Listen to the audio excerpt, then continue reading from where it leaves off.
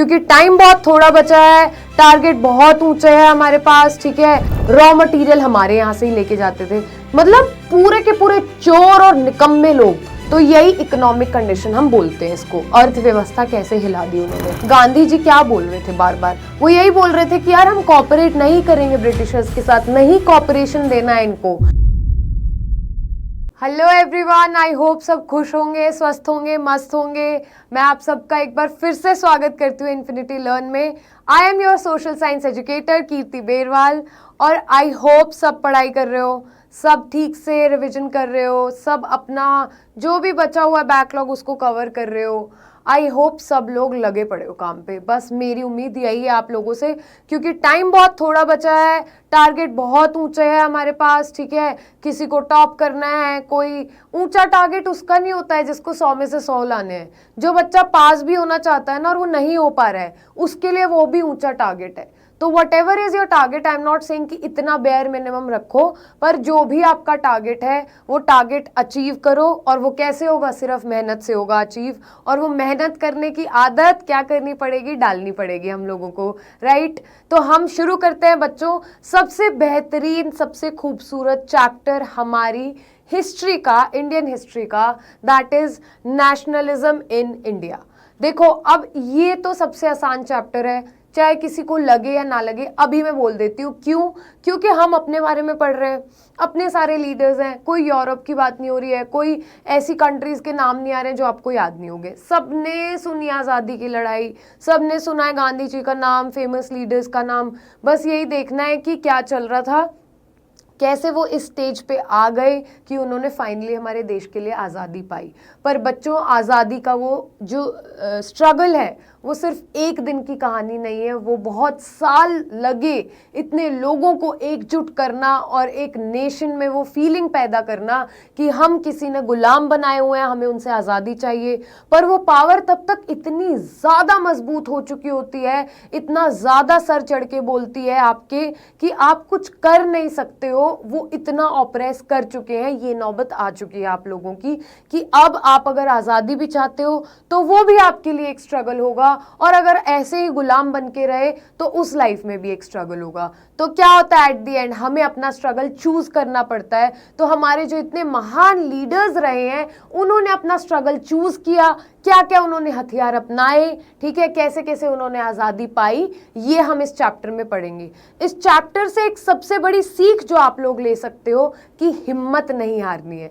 देखो गांधी जी ने हिम्मत नहीं हारी तो 1947 में हमारा देश आज़ाद करवाया। अगर आप आज हिम्मत नहीं हारोगे तो क्या होगा, आप भी अपने बोर्ड्स में सक्सेसफुली नंबर अच्छे लेके आओगे, सबको खुश करोगे, अपनी इज्जत बढ़ाओगे सोसाइटी में, क्योंकि लाइमलाइट में रहोगे आप लोग, अच्छे नंबर आएंगे तो। दूसरी बात, आगे का जीवन आप अपना सेट कर लोगे। उन्होंने 1947 में हमारा देश आज़ाद करवाया तो हमारा देश इस स्टेज पे पहुंच चुका है कि हम आज बोल सकते हैं कि मेरा भारत महान। फिर से सोने की चिड़िया हमें बनाना है, पर आज़ादी उन्होंने दिला दी थी। सोच से भी अब आज़ाद होना है।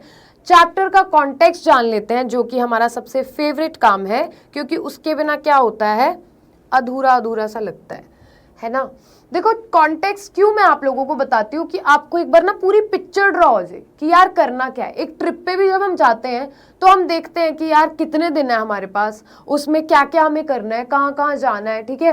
पूरा ऐसे मैप सा ड्रॉ हो जाता है उस आइटनरी का, उस प्लान का।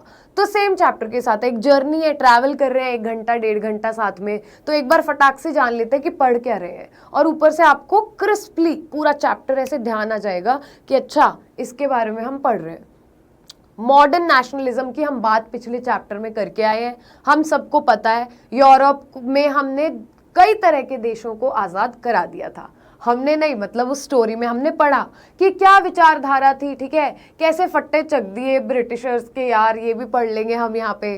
तो हम ये देखते हैं वो चैप्टर बहुत बड़ा चैप्टर था, वो आपकी बेस है, नींव है, पर सिमिलैरिटी बहुत है बच्चों। देखो क्या काम, आसान बता देती हूँ मैं कि आप ना क्या करो, वो क्या बोलते हैं, किल 2 birds with 1 stone, ठीक है, वो वाला काम है कि हमें ना एक बार लॉजिक सा समझ आ जाए, फिर तो हम सारा ऐसे पढ़ लेंगे। तो छटाक से फटाक से लॉजिक डिस्कस कर लेते हैं कि स्टार्ट हम मॉडर्न नेशनलिज्म से ही कर रहे हैं। आइडियोलॉजीज वहाँ से आई, विचारधाराएं आई, ठीक है। मतलब नकल के लिए भी अकल चाहिए थी, तो हमारे पास अकल वाले बंदे थे, उन्होंने सोचा कि भाई वो लड़ रहे हैं तो हम क्यों नहीं लड़ सकते हैं अपने अधिकारों के लिए। तो यहाँ पे हम बात स्टार्ट करते हैं यूरोप की कहानी से कि मॉडर्न नेशनलिज्म का कॉन्सेप्ट हम वहाँ पे समझ चुके हैं कि ये फोकस करता है नेशन स्टेट्स कैसे बनते हैं, नए कम्युनिटी सिंबल्स कैसे आए यूरोप में, ठीक है। रोमांटिसिज्म का आइडिया हमने पढ़ा, ठीक है, कैसे उन्होंने पिक्चराइज किया एक फीमेल फिगर की फॉर्म में, वो सब चीज़ें हमने पढ़ी।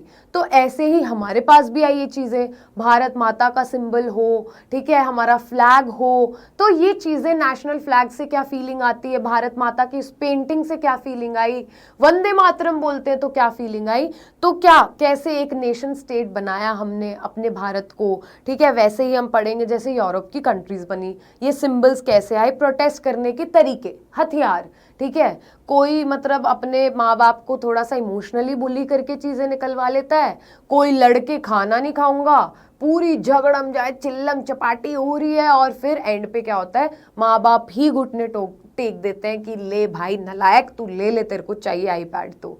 बट सही नहीं है वो तरीका, ठीक है। बहुत शरारती तत्व भी आए हमारे स्ट्रगल में, वो भी हम पढ़ेंगे। इंडियन नेशनलिज्म की हम बात करते हैं, इंडियन नेशनलिज्म कैसे हमारे अंदर वो नेशनलिस्ट फीलिंग आई।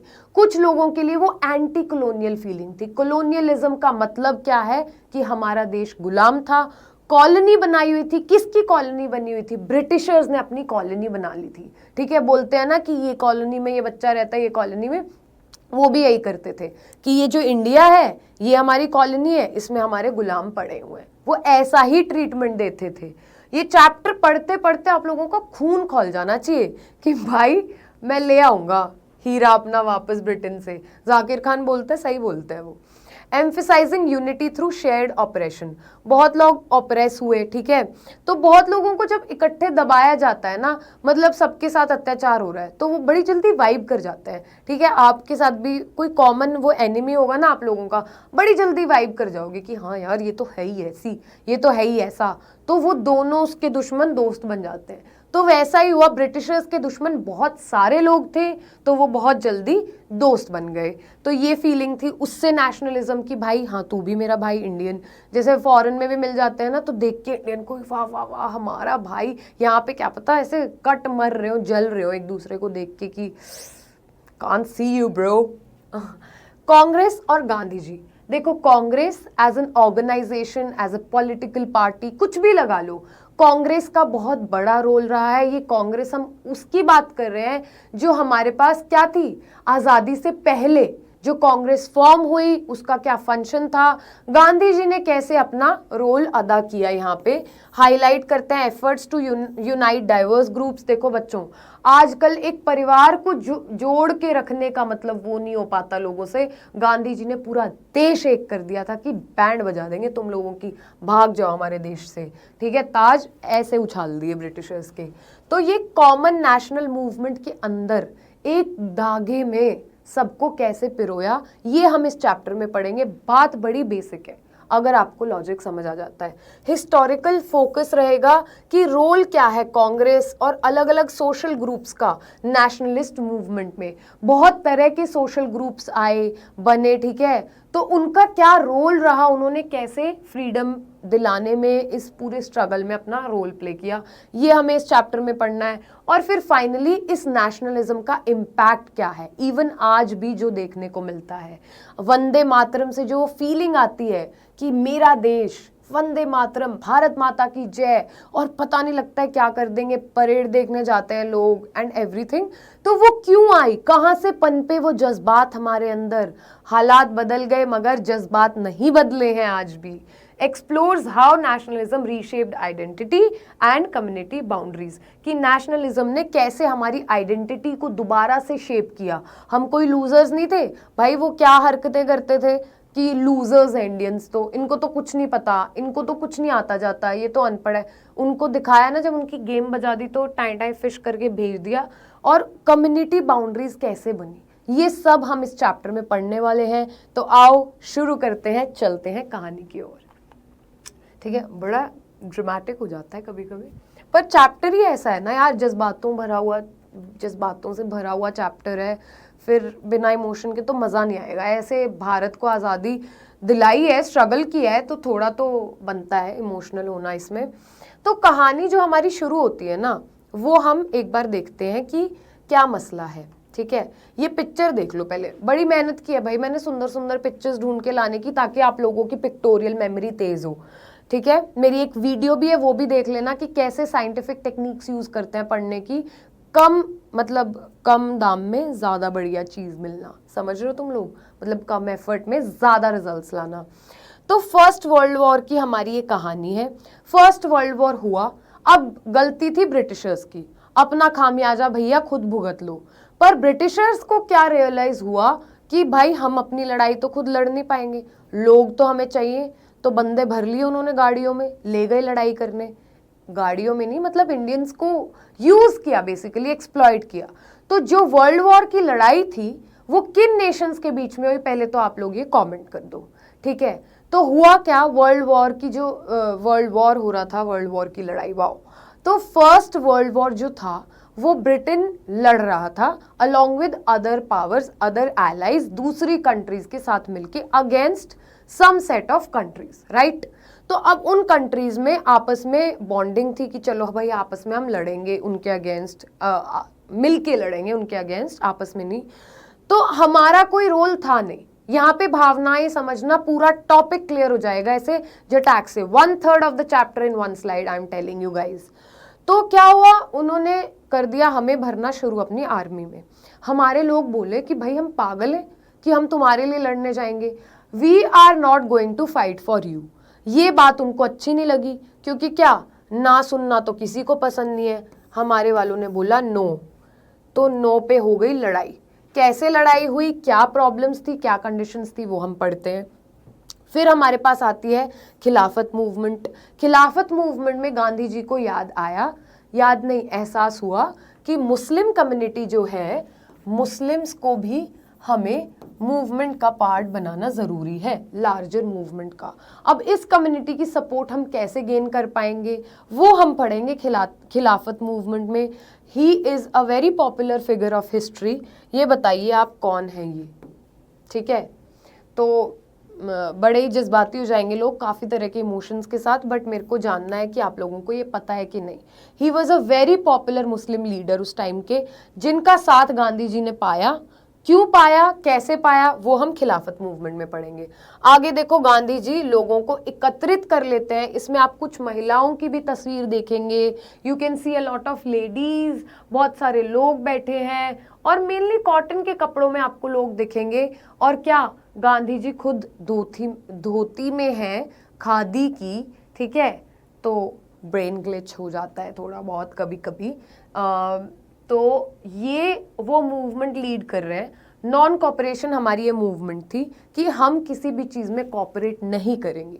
गांधी जी ने लोगों को एकत्रित किया और तरीके बताए कि कैसे आप ब्रिटिशर्स को रियलाइज करो कि हम नॉन कॉपरेशन नहीं करेंगे। नॉन कॉपरेशन का आइडिया कैसे आया, कब आया, कैसे डिफरेंट टाइप के ग्रुप्स ने उसमें अपना रोल प्ले किया, ये हम पढ़ेंगे इसमें, राइट। तो हम बढ़ते हैं आगे। फर्स्ट वर्ल्ड वॉर की कहानी पहले जान लेते हैं। यहाँ पे देखो आप, ब्रिटिशर्स हैं जो क्या कर रहे हैं, तैयारी कर रहे हैं जंग लड़ने की। यहाँ पे ये विजुअल है, हमारे बहुत सीधे साधे भोले भाले गांव के लोग, जिनको पकड़ पकड़ के क्या करते थे, इस आर्मी में भरते थे, रिक्रूट करते थे। रिक्रूट करना मतलब फोर्सफुल रिक्रूटमेंट। देखो यहाँ पे दिया भी हुआ है। होता क्या था, कहानी क्या थी, हालात इकोनॉमिकली वैसे ही बहुत बुरे कर रखे थे ब्रिटिशर्स ने हमारे। कैसे इकोनॉमिकली एक्सप्लॉइट करते थे, लोगों से ज़बरदस्ती काम कराते थे, टैक्स बहुत वसूलते थे, उनको क्या करते थे, फ्री की लेबर कराते थे लोगों से। महंगाई बहुत ज़्यादा थी, मशीन मेड गुड्स आ रही थी बाहर से, ठीक है, वो लोगों को यूज़ करनी पड़ती थी क्योंकि वो चीप थी, सस्ती गुड्स लाते थे यहाँ पे। और यहाँ के हैंडमेड प्रोडक्ट्स को बहुत कम करवा दी उन्होंने डिमांड, लोगों को ये दिखा के कि आप ये भी खरीद सकते हो। रॉ मटेरियल हमारे यहाँ से ही लेके जाते थे। मतलब पूरे के पूरे चोर और निकम्मे लोग थे, ठीक है, ये आप मान लो। तो यही इकोनॉमिक कंडीशन हम बोलते हैं इसको। अर्थव्यवस्था कैसे हिला दी उन्होंने। देखो अब महंगाई आएगी तो हम तो अपनी सरकार को जी क्वेश्चन कर लेते हैं, तो वो तो ब्रिटिशर्स थे, वो तो हमारे अपने भी नहीं थे।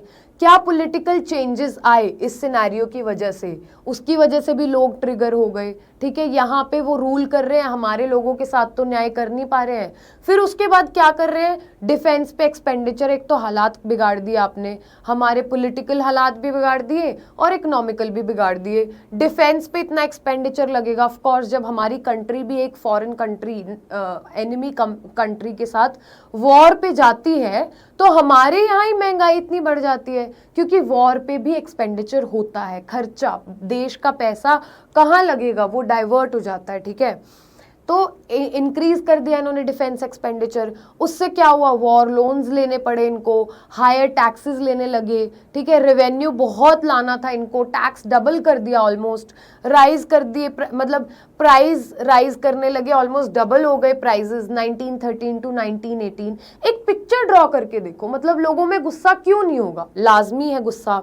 फिर क्या कर रहे थे, कॉमन आम आदमी की तो बिल्कुल मतलब जिंदगी हराम कर दी थी, तो फोर्सफुल रिक्रूटमेंट भी कर रहे थे विलेजेस में, ये सबसे बड़ी प्रॉब्लम थी। फोर्सफुल रिक्रूटमेंट क्या, धक्के से कॉलोनियल स्टेट फोर्स कर रहा था पीपल को क्या करने के लिए, टू जॉइन आर्मी। फिर क्रॉप फेलियर भी हो गया बैक टू बैक 1918 टू 19 में और 2021 में, तो ये भी एक मेजर रीजन था, लोगों में और गुस्सा था कि फसलें ही नहीं उगी हैं ढंग से।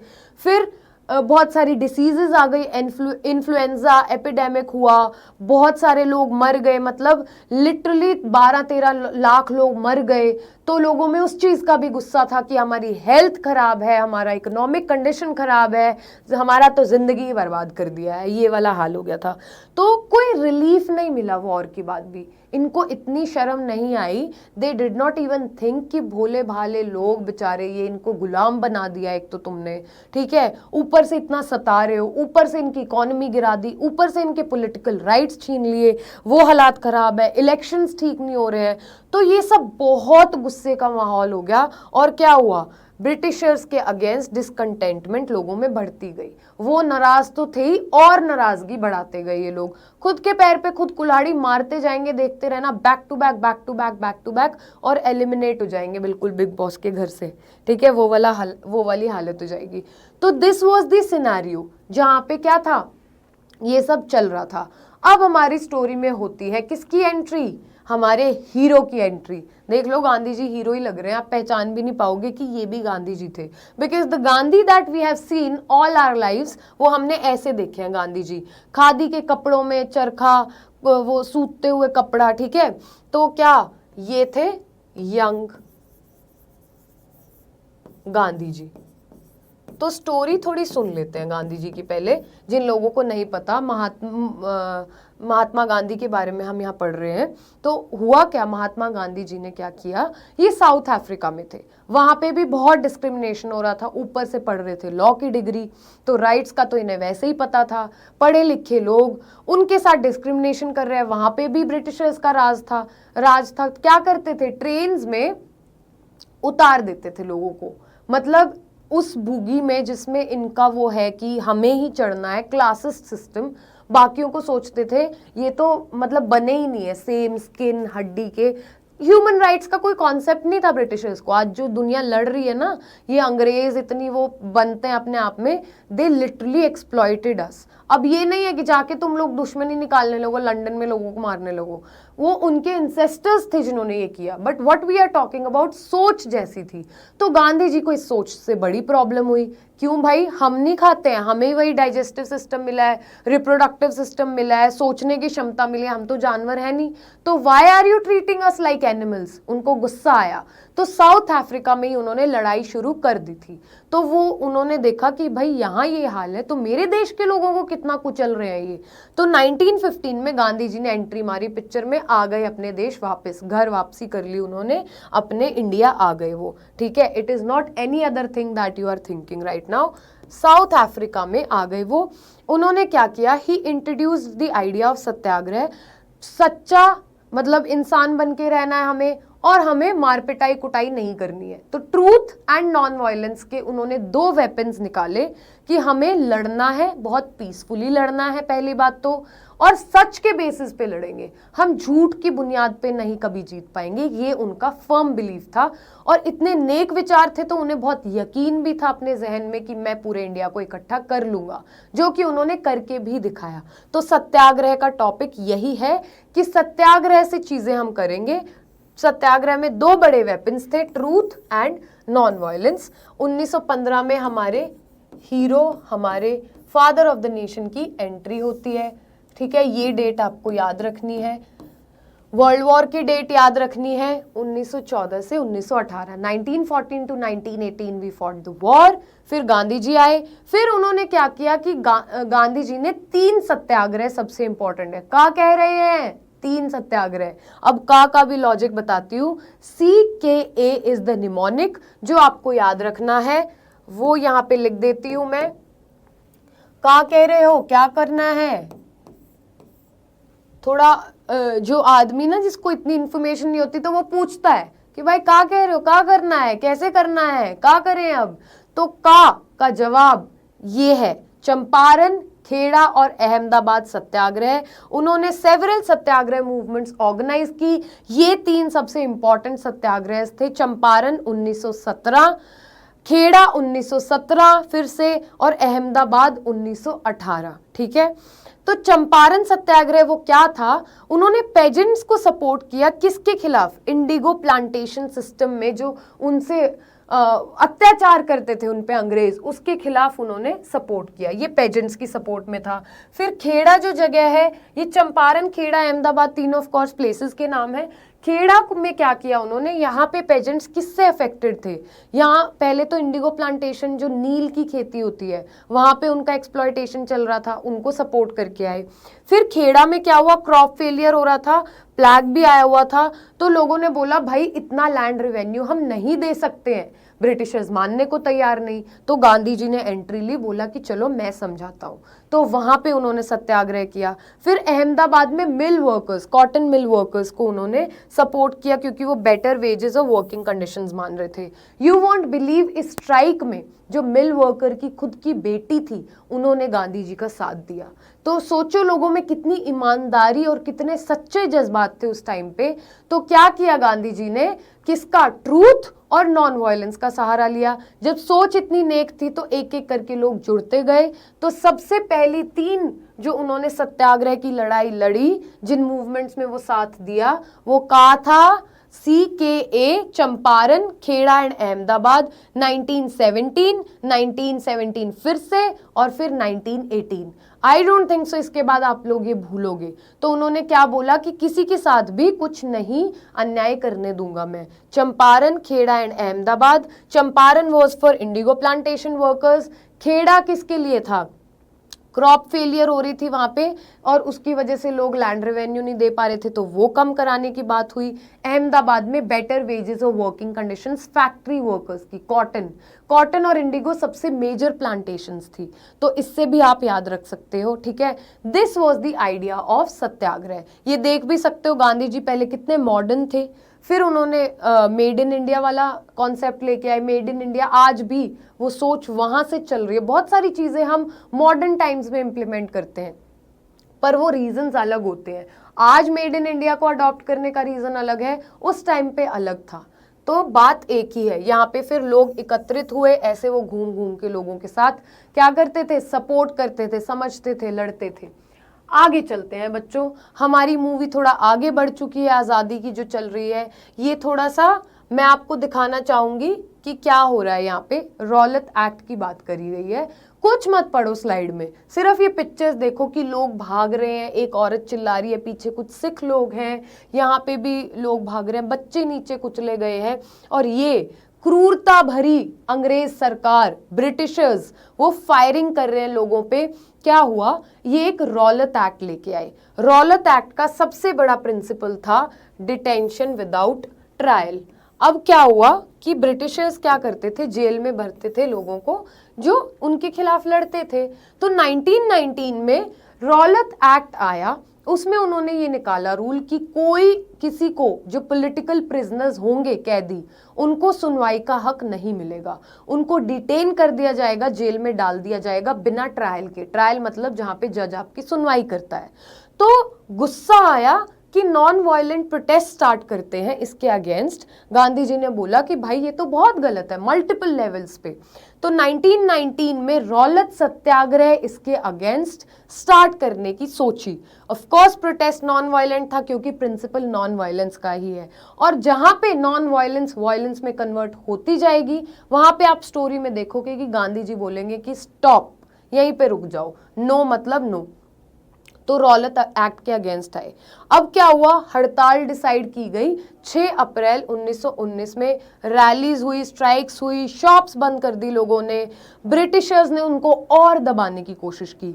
ये भी मूव किस लिए था, टू सप्रेस, कि वो डर चुके थे लोगों से कि भाई हमारी तो बैंड बजा दी है तो हम क्या करें। तो उन्होंने ग्रुप चैट लीव करने का फैसला किया कि हम सभ्यता से तो पेश नहीं आएंगे, अब हम बगावत पे उतरेंगे। अब हम क्या करेंगे, हम स्टॉकर्स और स्पैमर्स बनेंगे, जैसे ऑनलाइन बुली करते हैं लोग। तो ब्रिटिशर्स ने भी यही किया। ब्रिटिश ने रिप्रेस करने के लिए क्या किया, अरेस्ट किया बहुत लीडर्स को, क्लासिक मूव था इनका, भर दो जेल में, और गांधी जी की एंट्री बैन कर दी। किसमें बैन कर दी, सबसे इंपॉर्टेंट मूव, दिल्ली ही नहीं आने देंगे आपको भैया, क्यों नहीं आने दोगे दिल्ली। तो गांधी जी को ऑफ कोर्स और गुस्सा आया जब हमारा जो इतना मेन लीडर है उसकी एंट्री दिल्ली में बैन कर दिया। आप सोच के देखो ये सिनेरियो कि एक ऐसा एक्ट ले आए हो, हम अपने हक की वो नहीं कर सकते, लड़ाई लड़ सकते, फिर हमने लीडर्स को जेल में भर दोगे, हम स्ट्राइक कर रहे हैं उसके अगेंस्ट, तो हमारे सबसे मेन लीडर को रोक दिया है दिल्ली आने को। तो क्या हुआ, अमृतसर में फायरिंग हुई 10 अप्रैल 1919 को। पीसफुल प्रोसेशन को अटैक कर दिया गया। ये थोड़ा छोटा सा इंसिडेंट था, बट व्हाट हैपेंड, 13 अप्रैल 1919 को इतनी दिल दहला देने वाली एक घटना हुई। ब्रिटिशर्स में से एक बहुत क्रूर इंसान थे, जनरल डायर करके। उन्होंने बोला कि मेरे हाथ में ये कमान दो, मैं अब क्या करूंगा, मैं अब इसको और ज्यादा डरावना बना दूंगा सिनेरियो को। इन्होंने क्या किया, एक ग्राउंड था, मेला था, सिचुएशन समझ के देखो। वहां पे क्या किया उन्होंने कि लोग आए हुए प्रोटेस्ट करने, किसका बताओ, सो क्यों गए हो, सब्जेक्ट सुनने, रौलत सत्याग्रह चल रहा था, उसी का एक्ट का विरोध करने लोग आए थे। और कुछ लोग आए थे, उस दिन बैसाखी होती है बच्चों, तो बैसाखी का त्योहार मनाने आए थे। औरतें भी थी, बूढ़े भी थे, बच्चे भी थे, सब लोग थे बेचारे वहां पे। हुआ क्या, तो वो क्राउड मिक्स हो गया। अब ब्रिटिशर्स में से जो एक सबसे ज्यादा निर्दयी आदमी था, जनरल डायर, उसने फायरिंग का ऑर्डर दे दिया। और उस जो पूरा वो मैदान था, वहां से जाने का रास्ता सिर्फ एक था, तो लोग बाहर भी नहीं निकल पा रहे थे। तो उन्होंने जब ऑर्डर दिया फायरिंग का, तो उसमें जो लोग बेचारे त्योहार मनाने आए थे या पीसफुली जो प्रोटेस्ट कर रहे थे, बहुत लोग मर गए, भगदड़ मच गई, आधे लोग उससे मर गए, बच्चे बूढ़े, मतलब बहुत सारा। सबसे दिल दहला देने वाली हरकत घटनाओं में से एक है ये हरकत उनकी। तो यहाँ पे hundreds were killed. Martial law impose किया था जिसके तहत ये फायरिंग कर रहे थे जनरल डायर, जिनको सबसे ज्यादा क्रूर व्यक्ति माना जाता है। प्रोटेस्ट और स्ट्राइक्स हुई, अटैक हुआ गवर्नमेंट ऑफिसेज पे और ब्रूटल रिप्राइजल आया। अब पहले ही लोग प्रोटेस्ट कर रहे थे, अब आप जब ऐसा कर दोगे तो आप कैसे सोच सकते हो कि हम आराम से बैठ जाएंगे। लोग और ज्यादा भड़क गए। अब उन्होंने बोला कि भाड़ में गई यार, चुप्पी शांति, हम नहीं बैठेंगे आराम से, हम भी बगावत करेंगे। गुस्सा था लोगों के मन में कि हमारे भाई बंधु मर गए हैं, ऐसे अन्याय कैसे कर सकते हो। तो गांधी जी ने क्या देखा कि मूवमेंट तो अब मुझे बंद करनी पड़ेगी, क्योंकि ये क्या हुआ, उनका नॉन वायलेंस का जो प्रिंसिपल था वो वायलेंस में तब्दील होता जा रहा है, लोग मारपीट पे उतर आए हैं। तो उनको पता था कि एक बार ये स्टार्ट हो गया तो बहुत ज्यादा लोग मर जाएंगे और पूरा फेल हो जाएगा जो हमारा प्लान है। गांधी जी ने कॉल ऑफ कर दी ये मूवमेंट, ये इंपॉर्टेंट पॉइंट है। आफ्टर जलियांवाला बाग मैसेकर, उसके बाद मैसेकर क्या होता है, जो ये कांड हुआ है पूरा, ठीक है। तो उसके बाद क्या हुआ, गांधी जी ने बोला कि ये मूवमेंट तो नहीं चल सकती है, तो इट गॉट कॉल्ड ऑफ। उसके बाद क्या होती है स्टोरी, गांधी जी को रियलाइज हुआ कि हमें हिंदू मुस्लिम यूनिटी की जरूरत है। ठीक है। अंग्रेज सरकार बहुत चतुर और चालाक सरकार थी, तो वो आपस में फूट भी डाल रहे थे। तो जब हिंदू मुस्लिम यूनिटी की बात आई तो उन्होंने बोला कि हमें एक ब्रॉडर नेशनल मूवमेंट अगर बनाना है, इसको हमें इसको लेवल अप करना है, ठीक है। तो लेवल अप कैसे होगा? ज़्यादा लोग आएंगे, अलग अलग तबके के लोग आएंगे, विचारधाराओं के लोग आएंगे। तो हिंदू मुस्लिम यूनिटी के लिए क्या हुआ? खिलाफत मूवमेंट स्टार्ट की गई 1919 में। अब इसका रीज़न क्या था? वो एक रीज़न को उठाते थे और फिर उस ग्रुप के लिए लड़ते थे, उसको जोड़ लेते थे अपने साथ। ऐसे कर करके सबके दिलों में राज भी कर लिया और आज़ादी भी दिला दी और अपने प्रिंसिपल्स पे डटे रहे। तो ऑटोमन एम्पायर था, क्या हुआ? टर्की, जिसको खलीफत बोलते हैं, सबसे मतलब बहुत रिस्पेक्टेबल मुस्लिम्स में वो माना जाता है वहाँ का एम्पायर। तो जो ऑटोमन एम्पायर था उसकी ही बेइज्जती करने पे दैट गॉट डिफीटेड उस टाइम पे आफ्टर द वॉर, और वहाँ पे बहुत क्रूरता से पेश आने वाला लगा लो या बेइज्जत करने वाला डिसरिस्पेक्टफुल हरकतें उन्होंने स्टार्ट कर दी। इससे क्या हुआ? पूरी मुस्लिम कम्युनिटी में गुस्सा आ गया कि जिसको हम अपना मसीहा मानते हैं एक तरीके से, आप उसी की बेइज्जती कर रहे हो, तो हमारी बेइज्जती कर रहे हो। तो मुस्लिम्स का ये गुस्सा समझा गांधी जी ने और उन्होंने बोला कि आओ मिलके प्रोटेस्ट करते हैं, तुम्हारे हकों के लिए भी लड़ेंगे। तो मोहम्मद अली और शौकत अली दो भाई थे जिन्होंने खिलाफत मूवमेंट को लीड किया विद गांधी जी सपोर्ट, और बाकी कम्युनिटी भी इसमें उतर आई कि हम तुम्हारा साथ देंगे। फिर क्या हुआ? कैलकाटा कांग्रेस सेशन 1920, कलकत्ता में 1920 में कांग्रेस का जो सेशन हुआ, उन्होंने एक्सेप्ट किया। गांधी जी क्या बोल रहे थे बार बार? वो यही बोल रहे थे कि यार हम कॉपरेट नहीं करेंगे ब्रिटिशर्स के साथ, नहीं कॉपरेशन देना है इनको, ये अब तक हमारे सर पे इसीलिए चढ़ के बैठे हैं, they are ruling the country because हम कॉपरेट कर रहे हैं, हम इनके सस्ते कपड़े पहन रहे हैं, हम इनको करने दे रहे हैं जो ये करना चाह रहे हैं, राज हम पे। तो उन्होंने बोला हर चीज में नॉन कॉपरेशन लेके आएंगे। तो उन्होंने क्या किया? Launch of non cooperation movement for खिलाफत एंड स्वराज। तो इससे क्या हुआ? एक तीर से दो निशाने, कि क्या होगा हमारे पास? नॉन कॉपरेशन भी करेंगे हम, किसके लिए करेंगे? खिलाफत मूवमेंट के लिए, पहली बात।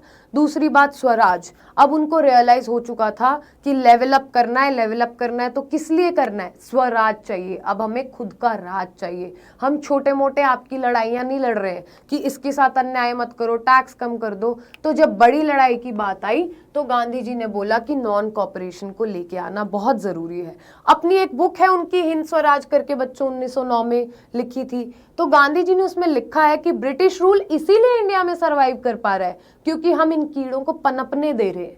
यही लिटरली मेरे तो वर्ड्स निकलते हैं, मुझे बड़ा गुस्सा आ जाता है कि स्वराज हम एक साल में तभी अचीव कर पाएंगे जब हर चीज में नॉन कॉपरेशन लाएंगे। कुछ करना ही नहीं है कॉपरेट। उन्होंने नॉन कॉपरेशन मूवमेंट का क्या किया? स्टार्ट किया उसको स्टेज करना। उन्होंने बोला कि जो गवर्नमेंट टाइटल्स आपको मिले हुए हैं वो सरेंडर कर दो, हमें नहीं चाहिए ये जो टाइटल्स हैं। टाइटल्स जैसे कि आप लगा लो, कैसे बताऊं मैं आपको, स्टार्ट में लगाते हैं ना लोग, बहुत किसी किसी के दादाजी और परदादाजी भी लगाते हैं, आपने सुना होगा। तो वो वाले टाइटल्स उन्होंने बोला कि आप इनको बिल्कुल अपने नाम के आगे से हटा दो। फिर उन्होंने बोला कि civil services, army, police, court, school, legal system, foreign goods, सबको नॉन कॉपरेशन करो। कुछ भी ब्रिटिशर्स ने लाया है, चाहे वो हेल्थ के डिपार्टमेंट में हो, चाहे वो आर्मी के डिपार्टमेंट में हो, किसी भी क्षेत्र में हो, जो ब्रिटिश सरकार द्वारा लाई गई चीज़ों को फुली बॉयकॉट, उनका बिल्कुल वो कर दो कि हम नहीं इसको एक्सेप्ट करेंगे। Full civil disobedience if government used repression. और ये तो नॉन कॉपरेशन की बात थी। डिसओबे भी हम करेंगे बहुत सिविल तरीके से अगर गवर्नमेंट ने आगे से हमें रिप्रेस किया और ज़्यादा हमें दबाने की कोशिश की। तो गांधी जी ने क्या किया? 1920 में मोहम्मद अली, शौकत अली, याद है आपको, खिलाफत मूवमेंट से पिछले उसमें डिस्कस किया हमने, तो उनकी मदद से इंडिया घूमना स्टार्ट किया और लोगों की सपोर्ट स्टार्ट की कि हमें अब बड़ी बनानी है मूवमेंट, तो लोगों की सपोर्ट चाहिए। तो कुछ कांग्रेस लीडर्स ने अपोज भी किया क्योंकि उन्होंने कहा गांधी जी ने इलेक्शंस भी बॉयकॉट कर दो।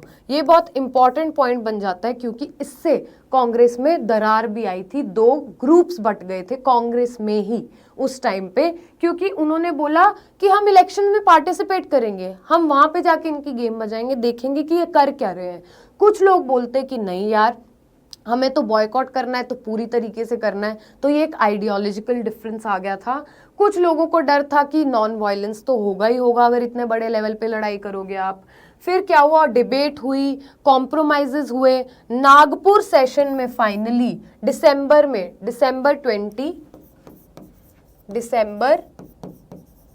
1920 इसमें नागपुर में कांग्रेस का सेशन हुआ। वहां पे देखो क्या डिसाइड हुआ, अडॉप्ट किया नॉन कॉपरेशन प्रोग्राम को। इन्होंने बोला कि ठीक है कर लेंगे बाबा फाइनली। नॉन कॉपरेशन खिलाफत मूवमेंट शुरू कब हुई, जनवरी 1921 में। ठीक है, नॉन कॉपरेशन खिलाफत मूवमेंट फाइनली 1921 में स्टार्ट हो गई।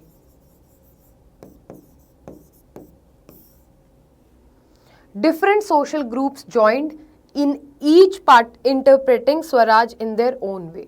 अब देखो, किसी के लिए स्वराज कुछ और था, किसी के लिए कुछ और था कि हमारा सेल्फ रूल क्या होगा, स्वराज क्या है ये चीज।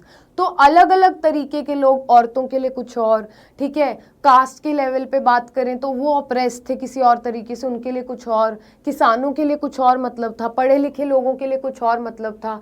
तो कैसे लोगों ने इसको इंटरप्रेट किया, कैसे डिफरेंट लोग आए, उन्होंने क्या क्या अपना योगदान किया, ये जानते हैं अब हम स्वराज में नॉन कॉपरेशन मूवमेंट के तहत।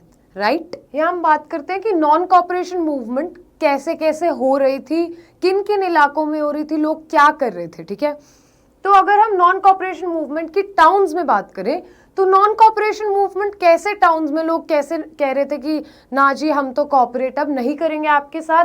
तो वो किस तरीके से कर रहे थे कि मिडिल क्लास पार्टिसिपेट कर रही थी सबसे ज्यादा। ऑफ कोर्स देखो, यूरोप की भी अगर बात करें हम, रेवोल्यूशन की, वहां पे मिडिल क्लास का बहुत अहम रोल रहता है बच्चों। रेवोल्यूशन में तो स्टूडेंट्स ने स्कूल जाना छोड़ दिया, टीचर्स ने स्कूल जाना छोड़ दिया, मजे में नहीं कि आपके स्कूल्स है, अंग्रेजी स्कूलों में हम नहीं जाएंगे, वकीलों ने प्रैक्टिस बॉयकॉट कर दी अपनी, कि सब काम जो चल रहा है नॉर्मली उसको ठप कर देंगे हम, आप देश चला के तो देखो। काउंसिल इलेक्शंस में पार्टिसिपेट ना करने की बात की गई, पर यहाँ पे एक बहुत ज्यादा टकराव आपस में हो रहा था, विचारों में मतभेद था लोगों में। कुछ कह रहे थे कि पार्टिसिपेट करना चाहिए, कि हम उनके सिस्टम में घुस के हम उनका वो जो कर रहे हैं गलत पूरा हमारे साथ, उस चीज का बदला लेंगे। ठीक है, कुछ कह रहे थे कि नहीं, हमें इस सिस्टम का पार्ट ही नहीं बनना चाहिए। ठीक है, तो दोनों तरह के विचार थे यहाँ पे। तो काउंसिल इलेक्शंस बॉयकॉट हुए, सिर्फ मद्रास में जस्टिस पार्टी ने इसमें पार्टिसिपेट किया। फिर फॉरेन गुड्स को जला दिया गया, लिकर शॉप्स के सामने धरने देना। ठीक है, बोल रहे थे कि हम तुम्हारा बनाया हुआ कोई प्रोडक्ट नहीं लेंगे, कोई सर्विस नहीं लेंगे। तो हमारे हैंडमेड गुड्स को बहुत बढ़ावा मिला, स्वदेशी का यूज बढ़ाया गया, इंडियन टेक्सटाइल्स, हैंडलूम्स, ये सब हुआ। खादी पर क्या था, एक ड्रॉबैक क्या था बच्चों, खादी का सबसे बड़ा ड्रॉबैक था कि ये एक्सपेंसिव था और इंडियन इंस्टीट्यूशंस बहुत धीरे काम करते थे। मशीन से ऑफ कोर्स कपड़ा ज़्यादा तेज आएगा। तो अब ये टकराव का मुद्दा तो हो गया था विचारों में, लोगों के अंदर ही अंदर बंदा सोच रहा था यार देश के लिए लड़ूं या अपनी जेब की तरफ देखूं, अभी तो लाजमी थी ये बात। तो ये चीज़ें होती थी वहाँ पे। धीरे धीरे धीरे धीरे ये मूवमेंट भी ठंडी पड़ गई। अब दूसरी तरफ देखें हम, कंट्री साइड, गाँव में, ट्राइबल एरियाज में, उन लोगों ने भी पार्टिसिपेट किया। पेजेंट्स हुए, ट्राइबल एरियाज हुए, जैसे बाबा रामचंद्र हैं, उन्होंने पेजेंट रिवॉल्ट लीड किया, क्योंकि बहुत ज़्यादा रेंट, बहुत ज़्यादा टैक्सेस लेते थे इन लोगों से। इनका सिर्फ यही सबसे बड़ा मुद्दा था, इनको सबसे ज़्यादा एक्सप्लॉइट किया जाता था कि फ्री में काम कराना, बेगार जिसको बोलते हैं, या फिर इनसे रेवेन्यू लेना। तो तरह तरह के प्रोटेस्ट हुए, चाहे वो अवध किसान सभा हो जो नेहरू जी ने और रामचंद्र जी ने लीड की उस मूवमेंट को, या फिर अपनी ये वाली मूवमेंट जो अलूरी सीताराम राजू ने ट्राइबल रिवॉल्ट लीड किया कि फॉरेस्ट लॉज चेंज करो, क्योंकि ब्रिटिशर्स फॉरेस्ट को बहुत एक्सप्लॉइट करते थे, जंगलों से बढ़िया बढ़िया माल ले जाते थे और अपना फैक्ट्रीज को देते थे रॉ मटेरियल, और तुम जाओ भाड़ में जी, हमें क्या मतलब जी, ये क्या बात होती है। तो उन्होंने बोला नहीं, अपने लोगों के साथ हम गलत नहीं होने देंगे। गांधी जी के आइडियाज को बहुत एडमायर करते थे, पर इनको भी फाइनली 1924 में मार दिया ब्रिटिश सरकार ने। 1928 में एक बरदौली सत्याग्रह बड़ा फेमस है। वल्लभ भाई पटेल ने बरदौली सत्याग्रह को लीड किया गुजरात में। वहां भी यही था, ज्यादा लैंड रेवेन्यू लेना, सबसे ज्यादा एक्सप्लॉयटेशन किसानों का किया उन्होंने, और छोटे छोटे तबके के लोगों का ना। तो क्योंकि बड़े लेवल पे क्या होता था, जो आदमी थोड़ा पावरफुल होता था ना, वो इन घूसखोरों के साथ मिल जाता था। और वो रीजन है कि आज भी हमारे देश में करप्शन की वो सोच बन गई है, पैसा लेना, घूसखोरी करना, काम अच्छे से नहीं करना, फाइलें दबा देना। तो ये नेशनल सपोर्ट क्या हुआ, मिला इसको, बरदौली सत्याग्रह को भी। तो वल्लभ भाई पटेल जी का ये था हमारे पास। फिर स्वराज का अपना अपना मीनिंग था, जैसे हम लोग डिस्कस कर रहे हैं भाई। किसी के लिए स्वराज हो सकता है कि मेरे को ना ये फालतू का वो नहीं करना, टैक्स नहीं देना ज़्यादा। किसी के लिए स्वराज का मीनिंग हो सकता है प्लांटेशन वर्कर्स के लिए कि यार हमें क्या होता था, उनके साथ करते थे ब्रिटिशर्स कि आप ना हमारी परमिशन के बिना यहाँ से हिल भी नहीं सकते हो। क्या बात है जी, ये तो गलत है। तो लोगों को वो बहुत बंधन लगने लगा, विदाउट परमिशन प्लांटेशंस नहीं छोड़ सकते हो। तो उन्होंने स्वराज का मतलब सोचा कि यार एक बंदा जो बंध जाएगा ऐसे, वो क्या सोचेगा, मुझे आज़ादी तब मिलेगी जब मैं यहाँ से क्या करूं, अपनी मर्जी से चला जाऊं। प्लांटेशन वर्कर्स असम में स्वराज को मूवमेंट जब फ्रीली और रिटर्न कर पाए वो होम, तो ये देखा उन्होंने अपनी आज़ादी। इनलैंड इमिग्रेशन एक्ट 1859 इसने रिस्ट्रिक्ट किया था। ये एक्ट इंपॉर्टेंट है, इस पे क्वेश्चन बनता है। इसके थ्रू क्या होता था, उन्होंने वही पाबंदी लगा दी थी। तो उन्होंने जब नॉन कॉपरेशन की बात सुनी ना, तो वो छोड़ के भाग गए फील्ड्स, भाई जाओ भाड़ में, हम तो आज़ाद हैं, गांधी जी का राज है और हम तो अपना लैंड वापस लेंगे, अपनी आज़ादी वापस लेंगे। पर बेचारों को पता नहीं था ये क्रूर अंग्रेज सरकार क्या करेगी। इनको स्टॉप किया, मारा, रेलवेज में पकड़े गए तो वहां पीटा, पुलिस ने पीटा। तो हर किसी के लिए क्या बोलते हो बच्चों, स्वराज का मतलब अलग था। समझ आया? नॉन कॉपरेशन सिटीज में कैसे चल रही थी, फिर नॉन कॉपरेशन हमने पढ़ा गांव में कैसे चल रही थी, फिर वो प्लांटेशन वर्कर्स के लिए क्या था उसका मतलब, ट्राइबल एरियाज में कैसे वो कर रहे थे, ये सब हमने पढ़ी बातें। ठीक है, ये नॉन कॉपरेशन की बातें हैं। धीरे धीरे वो जोश कम भी हो गया। अब नॉन कॉपरेशन से हम सीडीएम की तरफ कैसे बढ़ रहे हैं, फटाफट रिवाइज करो। स्टार्ट कैसे होता है, गांधी जी एंट्री करते हैं, गांधी जी पूरा देश घूमते हैं। देश घूमने के बाद उनको रियलाइज होता है कि बहुत गलत हो रहा है, तो वो छोटे लेवल पे स्टार्ट करते हैं सत्याग्रह। क्या था हमारा, का कह रहे हो, CKA which is Champaran, Kheda, Ahmedabad. 1917, 1918 3 satyagraha कर दिए। ठीक है, उसके बाद आगे बढ़ते हैं। गांधी जी कह रहे हैं कि यार ये तो काम नहीं चल रहा, बड़ा अन्याय कर रहे हैं तो लोगों के साथ। तो फिर क्या किया उन्होंने, सोचा कि थोड़ा लेवल अप करते हैं गुरु इसको। तो लेवल अप करने में क्या किया गांधी जी ने, उन्होंने बोला कॉपरेट नहीं करेंगे। ये आज तक यहाँ क्यों टिक पा रहे हैं, क्योंकि हमने इन्हें टिकने दिया है। अब आओ, अब मजा चखाते हैं तुम्हें। बोला किसी चीज में कॉपरेट नहीं करना है। तो क्या हुआ उससे, नॉन कॉपरेशन में भी कुछ लोग सहमत थे, कुछ लोग असहमत थे। तो गांधी जी ने उसका जिम्मा उठाया, फाइनली लीडरशिप ली। 1920 में नागपुर के कांग्रेस के सेशन में उन्होंने बोला कि जी स्वराज को हम अपनाते हैं, नॉन कॉपरेशन को अपनाते हैं, नॉन कॉपरेशन खिलाफत मूवमेंट को। ठीक है, मुस्लिम्स की भी। अब क्या हुआ, जलियांवाला बाग जो इंसिडेंट हुआ ना, उसमें हिंदूज और सिख्स का सपोर्ट तो उन्होंने ले लिया गांधी जी ने। उनका गुस्सा तो था, रिजेंटमेंट तो थी, but then it came to Muslims. फिर उन्होंने देखा कि जब वर्ल्ड वॉर में हरा दिया गया ऑटोमन एम्पायर और टर्की में जो हालत है खलीफत की, ठीक है, तो वो गलत हो रहा है, मुस्लिम्स को गुस्सा आया। गांधी जी ने बोला आओ मैं तुम्हें भी अपना सपोर्ट देता हूँ, उनको भी साथ लाए। करते करते ये सारा रिजेंटमेंट चल रहा था। बेसिक लेवल पे एक्सप्लॉयटेशन तो चल ही रही थी, मार धाड़ कूट, मतलब हर तरह से अन्याय, मतलब छी बड़ी गंदी हरकतें कि यार किसी से ज़्यादा पैसे लूट रहे हैं, कहीं कुछ कर रहे हैं, कहीं कुछ कर रहे हैं। पर गांधी जी बोल रहे थे कि यार तुम्हारी हद हो गई है, अति हो गई है। फिर नॉन कॉपरेशन खिलाफत भी गांधी जी ने विड्रॉ कर ली। 1921 में वो शुरू हुई थी, 1922 में उन्होंने विड्रॉ भी कर लिया उस मूवमेंट को, जब उन्हें लगा कि मूवमेंट तो वायलेंट हो गई है। ठीक है, इतना समझ आ रहा है आप लोगों को? कर लिया रिकॉल हमने। अब 1922 में विड्रॉ करने का रीजन क्या था?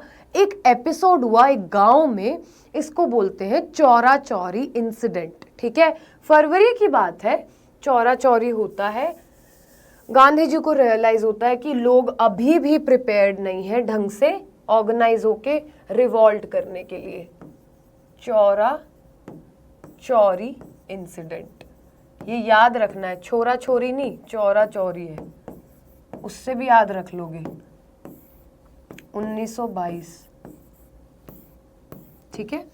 फेब में ये एपिसोड होता है। यहाँ पे हुआ क्या? यहाँ पे विलेजर्स और पुलिस में आपसी भिड़ंत हो गई।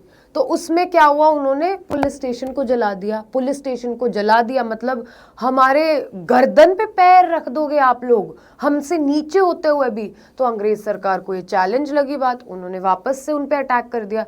तो काफ़ी वायलेंट खतरनाक सिचुएशन होने के कारण उन्होंने जब देखा कि प्रोटेस्ट तो वायलेंट हो रहा है, इनसे नहीं संभल रहा है, इनसे नहीं टिक के बैठा जा रहा है, जैसे मैं बता रहा हूँ वैसे मेरे लोग प्रोटेस्ट नहीं कर पा रहे हैं, तो ही विड्रू नॉन कॉपरेशन खिलाफत मूवमेंट। तो आगे हम बढ़ते हैं।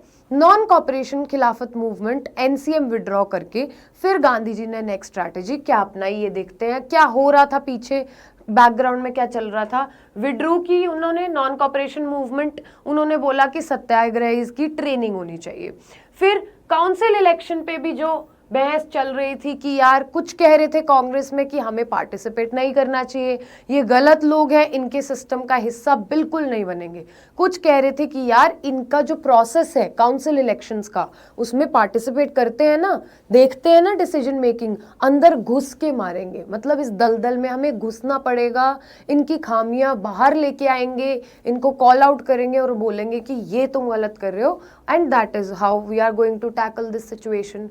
But then of course opposite views थे, ऑपोजिट विचारधाराएं थी, तो क्या हुआ, इससे थोड़ा सा डिवीजन आ गया और स्वराज पार्टी फॉर्म करी। किसने फॉर्म करी स्वराज पार्टी? ये भी आपको एमसीक्यूज में पूछा जा सकता है, बहुत बार क्वेश्चन आता है। CR Das and Motilal Nehru. Motilal Nehru was the father of Jawaharlal Nehru, पिताजी थे अपने, जवाहरलाल नेहरू जी के चाचा नेहरू के पिताजी थे मोतीलाल नेहरू। और CR दास, इन्होंने बनाई क्या? स्वराज पार्टी फॉर्म की 1923 में। जवाहरलाल नेहरू, सुभाष चंद्र बोस ने क्या बोला कि रैडिकल मास एक्शन होना चाहिए। इन्होंने बोला भाई ये धीरे धीरे बेबी स्टेप्स में कुछ नहीं रखा है, बड़ी बगावत लेके आओ, बड़ी क्रांति लेके आओ। सुभाष चंद्र बोस जी का तो नाम सुना होगा, आर्मी में भी इन्होंने उस टाइम पे बहुत इंपॉर्टेंट रोल प्ले किया। ठीक है, Jawaharlal Nehru army as an, इन्होंने अपनी एक आर्मी ही बना दी थी दूसरी कंट्री में जाके, जो लड़ेगी ब्रिटिशर्स के लिए, फुल इंडिपेंडेंस। गांधी जी अभी उस सिचुएशन के लिए प्रिपेयर्ड नहीं थे।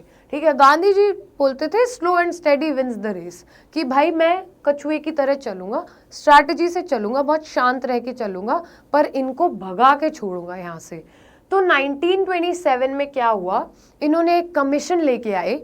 सोचो हमारा देश कैसे चल रहा है, वो इंस्पेक्ट करने के लिए जो गवर्नमेंट ऑफ इंडिया एक्ट ये लेके आए थे, वो सही से इम्प्लीमेंट हो रहा है या नहीं, उसके लिए अपने ही ब्रिटिशर्स वहां से, इंग्लैंड से एक कमीशन तैयार कर दिया कि तुम इंस्पेक्ट करो। भाई क्या मतलब है इस चीज का? तुम्हारी बनाई हुई चीज, ठीक है, उसको ही तुम इंस्पेक्ट करवा रहे हो, वो भी ये नहीं कि किसी और से, अपने ही बंदों को बुला के उनकी ही सेवा पानी करोगे यहाँ। तो इंडियंस को इस बात का बहुत गुस्सा आया। जो 1927 में जो साइमन कमीशन था, इसमें कोई इंडियन मेंबर था ही नहीं। लोगों ने काले झंडे दिखाए और उन्होंने बोला गो बैक साइमन, साइमन वापस चले जाओ। तो 1929 में लॉर्ड इरविन ने क्या बोला कि हम तुम्हें फुल इंडिपेंडेंस तो नहीं देंगे, बट एक डोमिनियन स्टेटस जैसा वो दे देंगे, खेलने के लिए एक चीज। बच्चे को होता है ना कि रो रहा होता है तो फिर उसको वो झुनझुना दे देते हैं, तो वैसी ही बात कर दी इन लोगों ने। इन्होंने बोला क्या कि तुम्हें अपना कॉन्स्टिट्यूशन मिलेगा, इलेक्शंस करो, अपने रूल्स बनाओ, लॉज बनाओ, चलना हमारी मर्जी से पड़ेगा, गुलाम तो फिर भी हमारे रहोगे। दैट इज डोमिनियन स्टेटस, कि you have all these rights, जो पॉलिटिकल राइट्स आप मांग रहे हो, but you are still going to be a colony Britishers की, हमारी ही कॉलोनी रहोगे। कर लो बात। जब भी इनसे बात करने जाओ बेतुकी बातें करेंगे आगे से, फिर गांधी जी को गुस्सा आएगा, फिर उन्हें दिमाग लगाना पड़ेगा कि अब नई चाल खेलनी पड़ेगी इनके साथ, ये तो नहीं मान रहे हैं, ठीक है, करनी पड़ेगी इनकी गुद्दी लाल। देखा है वो मीम आप लोगों ने? तो राउंड टेबल कॉन्फ्रेंस हुई उस टाइम पे, ठीक है। लॉर्ड इरविन ने बोला कि ये डोमिनियन स्टेटस आप ले लो। 1929 में क्या हुआ, लाहौर कांग्रेस बैठी, जवाहरलाल नेहरू उसके प्रेसिडेंट थे। उन्होंने बोला कि ये जो छोटी छोटी मीठी गोली दे रहे हो ना, इससे भैया हमारा काम अब नहीं चलेगा, हमें चाहिए पूर्ण स्वराज। क्या बोला उन्होंने?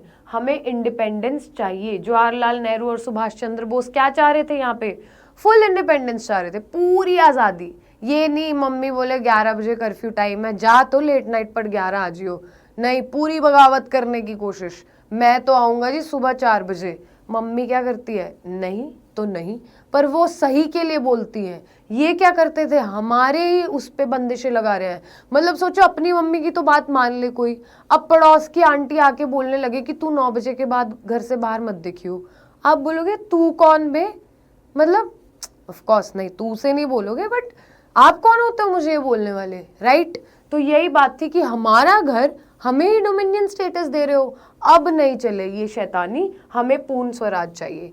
तो क्या बोला, 26 जनवरी 1930 इंडिपेंडेंस डे डिक्लेयर भी कर दिया जी, हम तो आज़ाद हैं। स्पिरिट देखो, खुद के हक मांग के खुद ही को आज़ाद डिक्लेयर करना।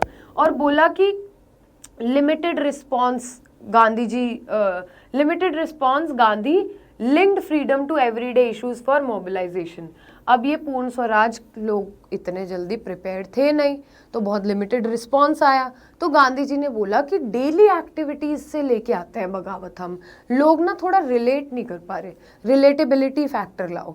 जैसे कि जब हम कोई ऐड दिखाते हैं या कुछ भी करते हैं ना, मास मूवमेंट को टारगेट करते हो, जियो देखो हर घर जियो हो गया, मतलब वैसे ही गांधी जी ने बोला एवरीडे एक्टिविटी में लेके आओ, रिलेटेबल कॉन्सेप्ट नहीं लग पा रहा आप उनको। तो फिर क्या होता है आगे, हम सिविल डिसोबीडियंस मूवमेंट की तरफ मूव करते हैं। महात्मा गांधी जी ने क्या किया, महात्मा गांधी जी ने वाइसरॉय थे जो इरविन, उन्हें 11 डिमांड लिखी एक पत्र में, ठीक है, एक लेटर भेजा, बड़ी शांति से काम करते थे। तो वो 11 डिमांड में से एक डिमांड थी कि सॉल्ट लॉ को अबॉलिश कर दो। सॉल्ट लॉ क्या था? नमक कानून क्या था? ब्रिटिशर्स ने एक कानून बनाया हुआ था कि एक नेचुरल चीज जैसे सॉल्ट, वो आप नहीं एक्सट्रैक्ट कर सकते हो, प्रोड्यूस नहीं कर सकते हो, हमारा हक, सिंगल हैंडेडली मोनोपोली रहेगी, केवल हमारा अधिकार रहेगा, हम सॉल्ट बना सकते हैं। गांधी जी ने बोला रिलेटेबिलिटी, याद आया अभी डिस्कस कर रहे थे, रिलेटेबिलिटी वाला ही टॉपिक उठा लिया गांधी जी ने। बोला यार नमक तो सब खाते हैं, बोलते नहीं है हमारे यहाँ नमक हराम भी, तो वो क्यों बोलते हैं? नमक कितनी बेसिक चीज़ है, गरीब हो, अमीर हो, मिडिल क्लास हो, कोई भी हो, नमक तो जेल में भी मिलता है, रोटियों में डालते हैं ना, सब्जी में, तो एवरीबडी हैज़ द राइट। तो क्या आप ऐसी नेचुरल कॉमोडिटी को भी अपनी मोनोपोली बना के रखोगे? तो ये कहाँ की बात हुई जायज़ भैया? गांधी जी ने बगावत फिर से शुरू कर दी। उनका अबॉलिशन ऑफ सॉल्ट टैक्स नहीं माना कि इस चीज़ पे भी क्रूर हो तुम लोग, अन्याय कर रहे हो, इस पे भी खाने की चीज पे लगा रहे हो टैक्स। तो इरविन ने इग्नोर कर दिया गांधी जी का अल्टीमेटम। गांधी जी ने बोला कि डांडी मार्च शुरू करेंगे हम। Dandi is a place in Gujarat. 1930 की बात है, साबरमती से डांडी तक चल के गए, वहां पे उन्होंने ब्रेक किया सॉल्ट लॉ। कैसे ब्रेक किया? नमक उठाया वहां से और बोला कि हम खुद बना सकते हैं, तो उनका डिसओबे करने की कोशिश की, जो आपका कानून है उसको हम नहीं मानेंगे, बट बड़ी शांतिपूर्वक हो उससे। यही शुरुआत है हमारी किसकी? सिविल डिसओबीडियंस मूवमेंट की। जहां से, कहां से? डांडी मार्च, जहां उन्होंने सॉल्ट लॉ ब्रेक किया, तो हमारी डिसओबीडियंस मूवमेंट शुरू हो गई। अब डिसओबीडियंस मूवमेंट लोगों ने कैसे किया? सिविल तरीके से, सभ्य तरीके से डिसओबे कर देना, ठीक है। अब ये नहीं कि हम कॉपरेट नहीं करेंगे, आपके जो बनाए हुए कानून हैं हम उनका भी उल्लंघन करेंगे, बट बहुत सभ्य और शांत तरीके से।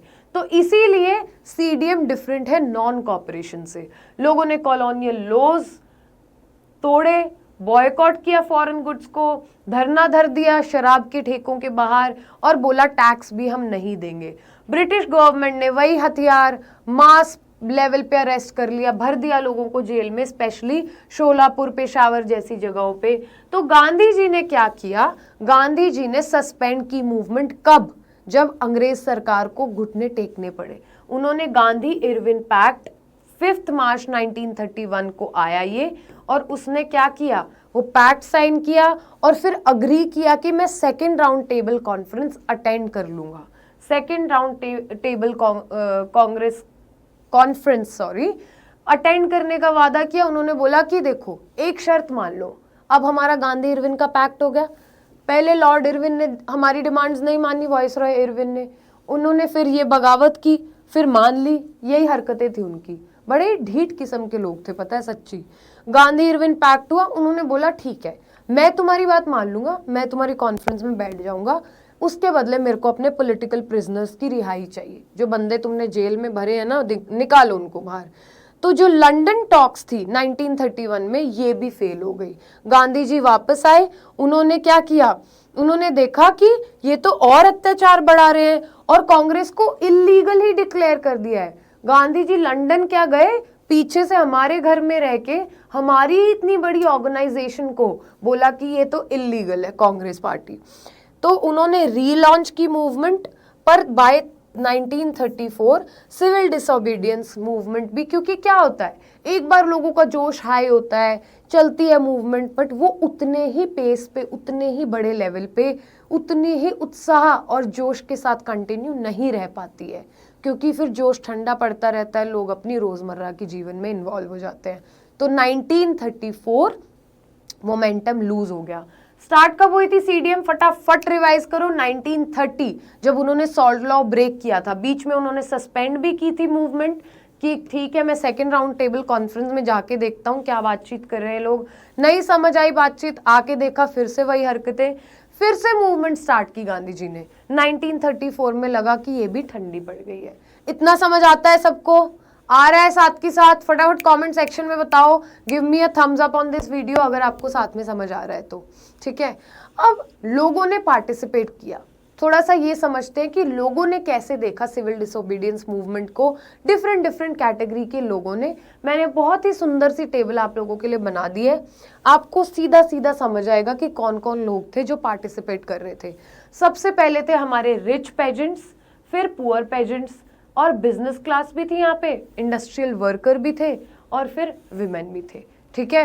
तो गरीब भी, अमीर भी था इसमें, वर्कर्स भी थे इंडस्ट्री वाले, इंडस्ट्री के मालिक भी थे, बिजनेसमैन भी, और औरतें भी थी।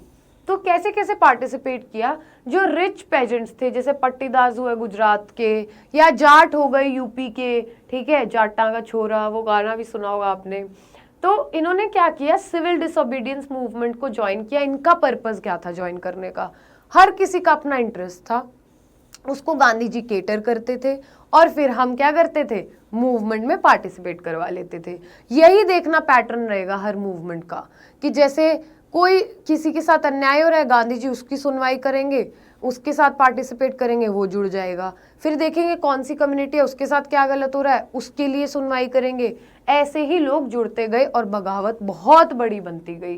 तो उन्होंने क्या बोला कि प्राइजेस भी गिर रहे हैं और रेवेन्यू भी बहुत ज़्यादा मांगा जा रहा है डिप्रेशन के टाइम पे। तो उन्होंने स्वराज को क्या देखा, हर किसी ने अपनी आज़ादी देखी उसमें। उन्होंने देखा कि आज़ादी हायर टैक्स से हो, बट क्या किया, विड्रू कर लिया मूवमेंट से, एंड वो सस्पेंडेड इन 1931 विदाउट रेवेन्यू। अब 1931 में जब ये सस्पेंड हुई तो उनको खास समझ नहीं आया, उनका पर्पस सॉल्व नहीं हुआ।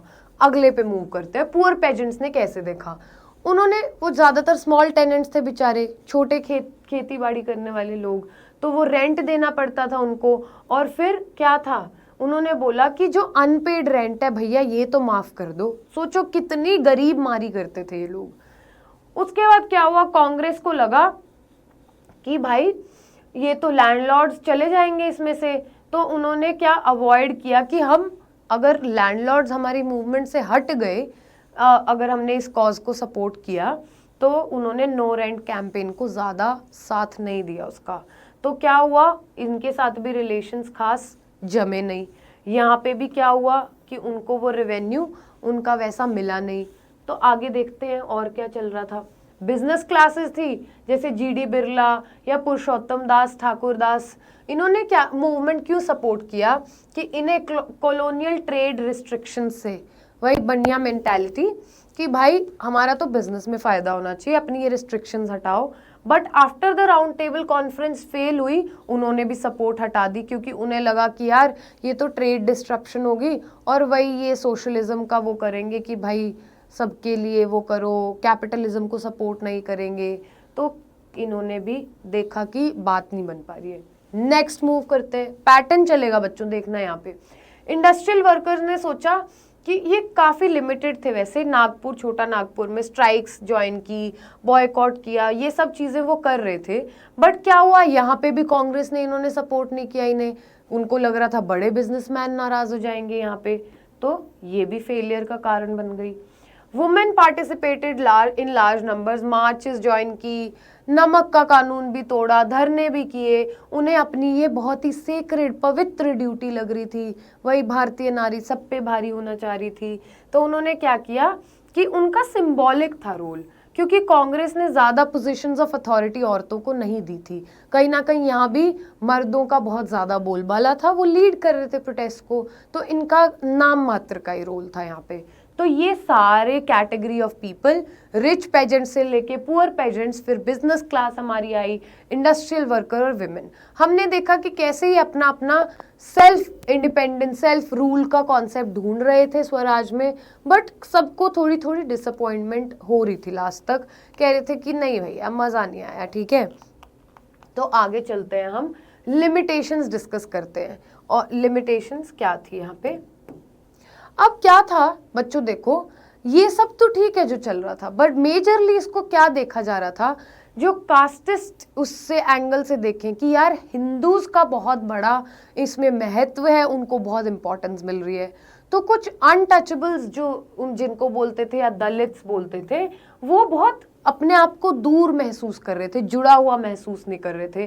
तो उनको स्वराज से या अपने सामाजिक या पॉलिटिकल राइट्स लग नहीं रहे थे हमें मिल पाएंगे इससे, तो वो इतना ज़्यादा उनका रिस्पॉन्स अच्छा नहीं था।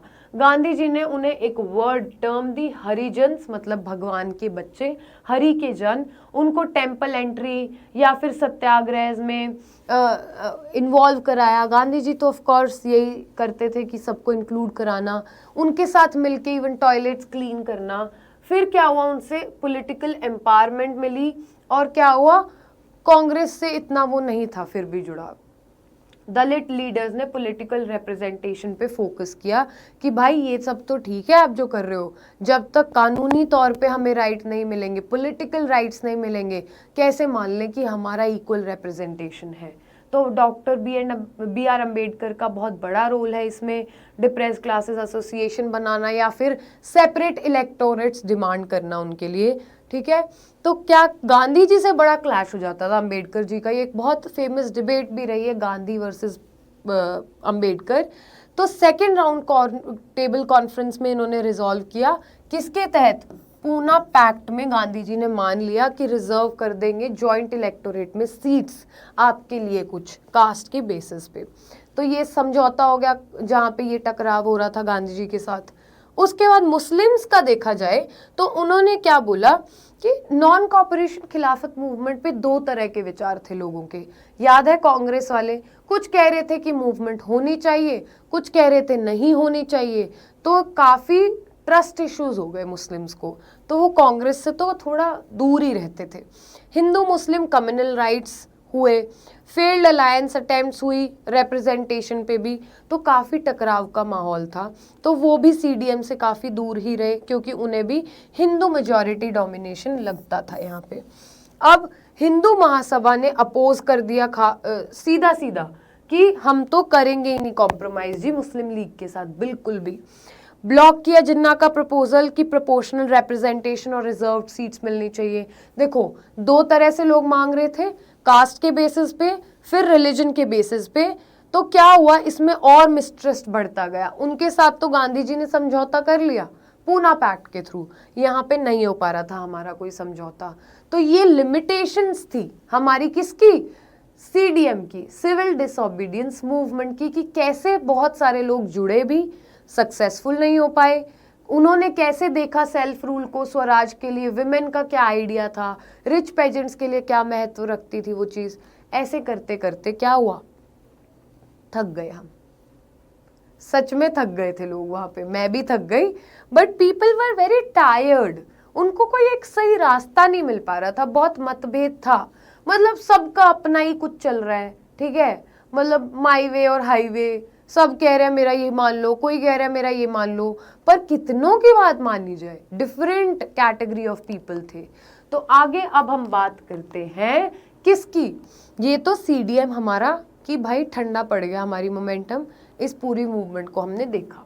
अगला टॉपिक हमारे पास आता है कलेक्टिव बिलोंगिंग का। साथ साथ हमारा चैप्टर 1 चलना चाहिए बच्चों दिमाग में, जो हमने जबरदस्त तरीके से पढ़ा है कि कलेक्टिव बिलोंगिंग कैसे आती है।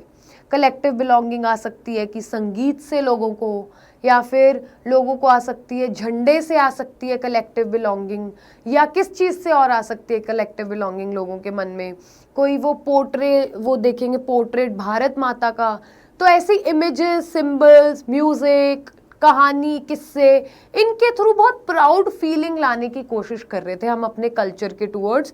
क्योंकि हमें क्या बोलते थे ब्रिटिशर्स, बोलते थे भाई ये तो काला जादू करने वाले लोग हैं।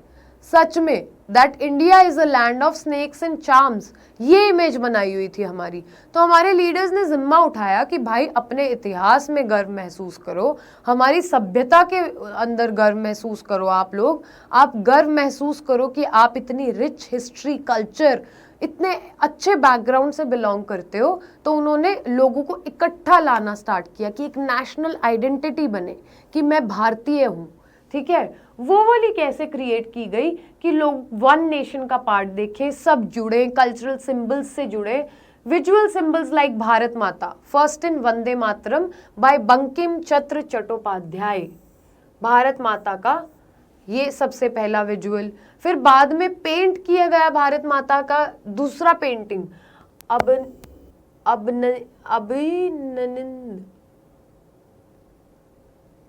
अभिनंद्रनाथ टैगोर, पता नहीं बच्चों क्या प्रोनाउंसिएशन है, समझ सा नहीं आ रहा, ठीक है। बट इन दोनों ने, टैगोर जी ने और चट्टोपाध्याय जी ने पेंटिंग बनाई। तो इन्होंने हेल्प किया पीपल आइडेंटिफाई करें, उस पेंटिंग को देख के अपने आप को एक नेशन से एसोसिएट करें, ठीक है। फॉकलोर रिवाइवल, नेशनलिस्ट ने फॉक टेल्स जो होती थी ना, किस्से कहानी लोकल लेवल पे, सॉन्ग्स हो गए, ये कलेक्ट करने स्टार्ट किए। जैसे रविंद्रनाथ टैगोर जी ने बंगाल में, या फिर नातेसा शास्त्री ने मद्रास में अपनी कल्चरल आइडेंटिटी को प्रिजर्व करने के एफर्ट्स किए यहाँ पे। फिर हम इसको विजुअल सिंबल्स, पेंटिंग्स वगैरह के थ्रू, ठीक है। दूसरा हमने फॉकलोर रिवाइवल किया। फिर हमने फ्लैग्स एंड सिंबल्स, जैसे हम ऐसे लहराते हैं ना अपना फ्लैग और कैसे गर्व से सीना चौड़ा हो जाता है, वो फीलिंग सोचो, वो सोचना कि लोगों में वो डेवलप करेंगे हम, और फिर हम लड़ेंगे अपनी लड़ाई और हम एक साथ लड़ेंगे। तो वो डेवलप किया स्वदेशी ट्राई कलर फ्लैग। बहुत आज जो आप झंडा देख रहे हो वो ऐसा नहीं था स्टार्ट से बच्चों, बहुत चेंजेस आए। फाइनल प्रोडक्ट हमारे पास आज है हमारा तिरंगा। तो स्वदेशी ट्राई कलर फ्लैग आया पहले रेड ग्रीन येलो का, फिर गांधी जी का स्वराज फ्लैग आया रेड ग्रीन वाइट का विद स्पिनिंग व्हील, जो आज भी है, शांति चक्र बीच में। तो लोगों को यूनाइट किया और उनको भाईचारे में बांधा। री इंटरप्रिटेशन ऑफ हिस्ट्री, नेशनलिस्ट ने हाईलाइट किया कि हमारी अचीवमेंट्स क्या हैं पास्ट में, आर्ट हो, साइंस हो, ट्रेड हो, हम काला जादू करने वाले लोग नहीं हैं। जो बैकवर्डनेस मन में लाई है ना ब्रिटिशर्स ने, जिसके ऊपर ये खेल रहे हैं आपके दिमाग के साथ, ब्रेन वॉशिंग, गैस लाइटिंग कर रहे हैं जो ये ब्रिटिशर्स, इनको हम बताते हैं, ठीक है। तो ब्लॉक कर दिया उन्होंने उनका वो जो ग्रुप जिससे ये फैला रहे थे अफवाहें, मतलब जो एक्चुअली आइडियोलॉजीज ये कर रहे थे। तो चैलेंज क्या था? अब इसमें चैलेंज इस बात का था कि वही प्रॉब्लम आ रही थी कि ज़्यादा हिंदू सिंबल्स हैं, या फिर history sometimes excluded other communities. अब भारत माता हो, या फिर मतलब हमारे ऐसा था कि हिंदू धर्म से रिलेटेड ज़्यादा चीज़ें यूज़ कर रहे थे। तो ये बड़ा प्रॉब्लमैटिक मुद्दा था लोगों के लिए, तो इसलिए काफ़ी लोग जुड़ नहीं पाए। ये एक ड्रॉबैक रहा है। हर मूवमेंट का आपको देखना है कि एजेंडा क्या था, स्टार्ट कैसे हुई, फिर वहाँ देखेंगे कि कौन कौन लोग उसमें क्या क्या अपना मकसद ढूंढ रहे थे, उस मूवमेंट के थ्रू क्या चाह रहे थे, और फिर लास्ट में हम देखते हैं कि यार लिमिटेशन क्या थी, कैसे ये मूवमेंट फुली वो अचीव नहीं कर पाए गोल जो हम चाह रहे थे इसके थ्रू। ठीक है, बढ़िया बात हो रही है, अच्छी बातचीत है, बड़ी बातचीत की तरफ मूव करते हैं अब। ठीक है, तो अपनी कमर कस लो क्योंकि हम पहुंच चुके हैं आखिरी पड़ाव में इस चैप्टर के। तो हम क्या डिस्कस करने वाले हैं? Quit India movement. ये ट्रिगर कैसे हुई? देखो, क्रिप्स मिशन जो था वो फेल हो गया एक तो, फिर वर्ल्ड वॉर 2 में जो दिक्कतें आ रही थी उसकी वजह से जो हार्डशिप्स आई वर्ल्ड वॉर 1 के टाइम पे आई, फिर वर्ल्ड वॉर 2 भी ब्रिटिशर्स ने वो किया, लड़ा तो हमारे कोई खाली करते गए हमारा खजाना, हमारी कमरे तोड़ी, हमारे लोगों की जान जा रही थी, तो लोग बड़े तंग थे। वही सेम पैटर्न इनका, टॉक्सिक पैटर्न, मतलब बिल्कुल रेड फ्लैग हरकतें। ठीक है, यहाँ पे ड्रॉ भी कर देते हैं रेड फ्लैग ब्रिटिशर्स के लिए। लो जी, याद कर लो, ऐसे ही करते हो ना तुम लोग इंस्टाग्राम पे, red flag, pookie, this that, green flag. I remember कोई और बेज फ्लैग भी होता है, एक मेरी जूनियर है, she was telling me about it, there is some beige flag also. ठीक है, वो क्या होता है अब पता नहीं मुझे, तुम लोग बता देना। तुम मेरे से हिस्ट्री पढ़ लो, मैं तुमसे जेनजी लिंगो सीख लूंगी, ये प्रॉमिस है। तो क्या होता है बच्चों, 1942 में कांग्रेस वर्किंग कमेटी वर्धा में वो क्विट इंडिया रेजोल्यूशन पास करते हैं और बोलते हैं कि इमीडिएट ब्रिटिश विड्रॉल होना चाहिए। हम देख पा रहे थे कि ये तो दिन इनके नजदीक लग चुके हैं, अपना बोरिया बिस्तरा बांध लो। क्या वहाँ पे भी हम फुल इंडिपेंडेंस की बात कर रहे हैं, चाहे वो सुभाष चंद्र बोस हो या फिर जवाहरलाल नेहरू हो। तो अब फाइनली वो समय आ गया था कि तुम्हारी गेम बजा देंगे और निकल जाओ हमारे देश से। तो 1942 में वर्ल्ड वॉर 2 की हरकतें देख ली उन्होंने, हमारा क्रिप्स मिशन फेल हो गया इनका, तो 1942 में इन्होंने बोला कि क्विट इंडिया रेजोल्यूशन एक्सेप्ट करते हैं हम। फिर all India Congress committee endorsed the resolution, Gandhi delivered the do और डाई स्पीच। अब फाइनली गांधी जी ने क्या बोला, करो या मरो। ये सुना है नारा आपने, बड़े फेमस डायलॉग्स हैं ये, सुभाष चंद्र बोस जी का हो, तुम मुझे खून दो मैं तुम्हें आजादी दूंगा। ठीक है, गांधी जी ने बोला डू और डाई, किसके लिए? कि फाइनल कॉल आ चुकी है, अब समय नहीं रहा है, उठो जागो और अपनी आजादी के लिए लड़ो। तो उन्होंने बोला कि ऑल इंडिया कांग्रेस कमेटी में उन्होंने स्पीच दी, इसमें मास पार्टिसिपेशन आया, स्टूडेंट्स हो, वर्कर्स हो, लीडर्स हो, इनके नाम हैं लीडर्स के हमारे पास। एक्टिविटीज वही थी, हड़ताल, demonstration, processions with national slogans and songs. British response same था कि क्या, harsh repression movement took over a year to suppress, 1 साल में इसको भी उन्होंने सप्रेस कर दिया। चाह क्या रहे थे, क्यों चाह रहे थे, ये सब आगे जब आप लोग मेरे साथ पढ़ोगे, कहानी बहुत इंटरेस्टिंग है। ये तो हमने सिर्फ थोड़ा सा झलक देखी है इन चीज़ों की, पर ये मॉडर्न हिस्ट्री का पार्ट है बच्चों। जब आप पढ़ोगे 11th-12th में मेरे साथ, तब आप लोगों को समझ आएगा कि कितनी बड़ी बगावत और क्या स्ट्रैटेजी।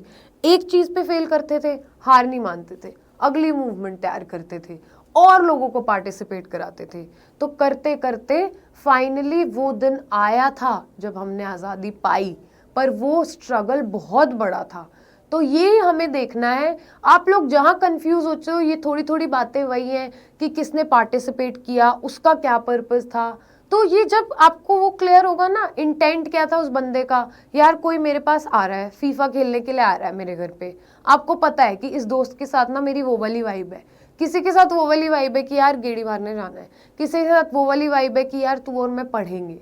ठीक है, तो यही इंटेंट होता है। डिफरेंट डिफरेंट लोगों का डिफरेंट डिफरेंट इंटेंट था, पर्पस था, कैसे वो डिसअपॉइंट हो गए या फिर किस टाइम पे क्या मूवमेंट है। ठीक है, मतलब दिवाली के आसपास आप पटाखे मांगोगे, राइट, फिर आप क्रिसमस पे अलग डिमांड्स करने लग जाओगे घर वालों से, या फिर आप देखोगे कि यार क्रिसमस आ गया है, अब तो मेरे प्री बोर्ड्स पास आने वाले हैं, आपका डिफरेंट माहौल चेंज हो जाएगा, डिफरेंट तरीके से एक्शन लोगे।